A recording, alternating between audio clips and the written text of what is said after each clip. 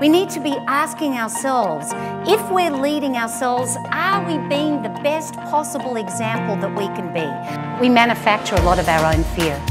All of us should look at leadership as being a mindset that's about being the leader of your own life, and we all have the choice to be able to do that.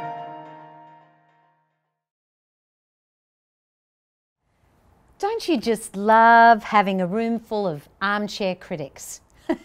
Can you imagine right now if this theatre was full of your employees and you were the leader who needed to communicate essential change in your organisation?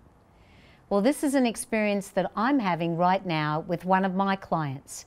They're a retail client in financial services, and they're going through tremendous change, explosive growth.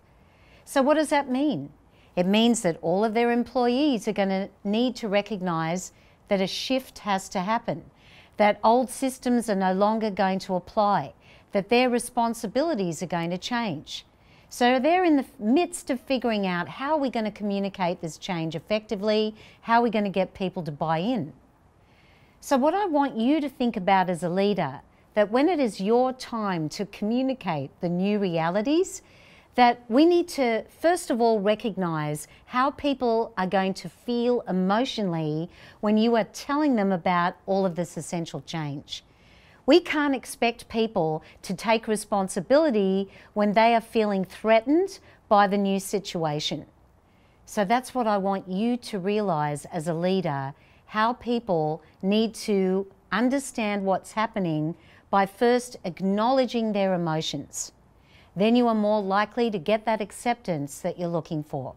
Because as we've been saying throughout this series on accountability, you are ultimately accountable for making changes a reality and for communicating effectively and for everything that transpires with your team. So we all recognise that we are 100% accountable for moving through change. And in the next Leadership Insight series, we're going to talk more about how to do that and do it in such a way that we create seamless transitions.